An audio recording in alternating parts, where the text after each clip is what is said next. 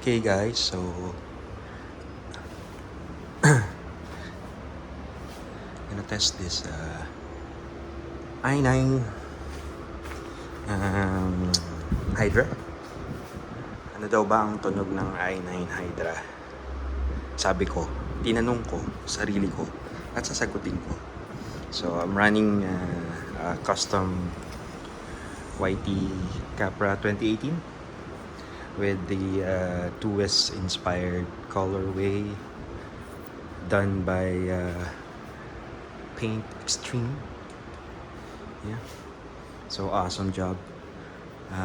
Pearl white finish with a glossy black,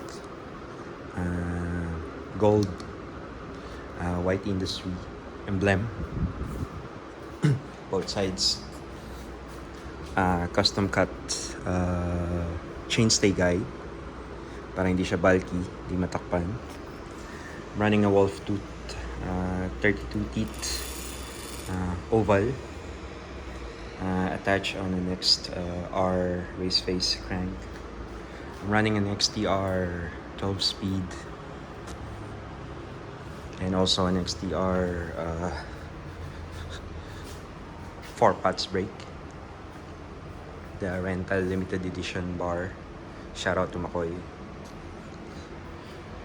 So, also running a Michelin gum X3D for both the rear and the front. Fox X2 for the rear shocks. Fox Factory 36 Fit 4 for the front one. Both are 170 travel. Fox transfer 150 for the seat post. DT, my most trusted pedals. Wolf tooth for the dropper post lever. And I tried this wolf tooth fat paw cam, which is very good. Sobrang sarap.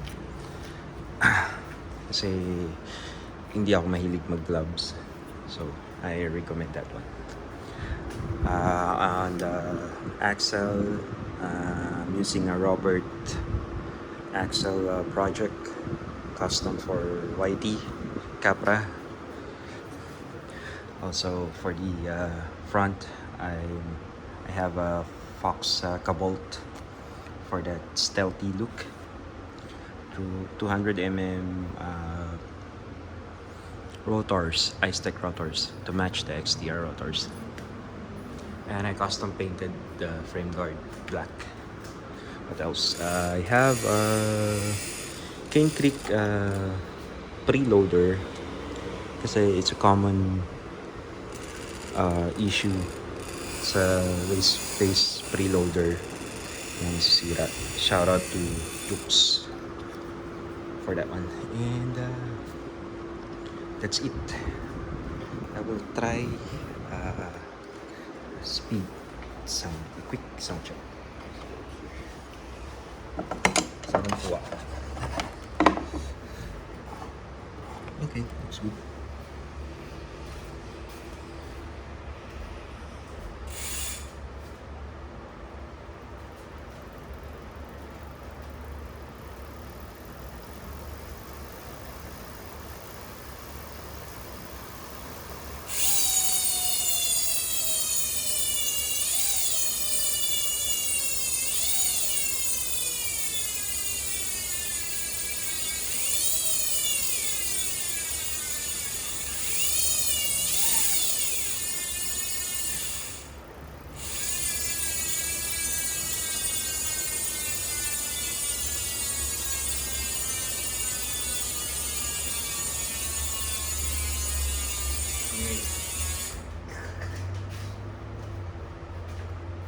Okay, so that's it.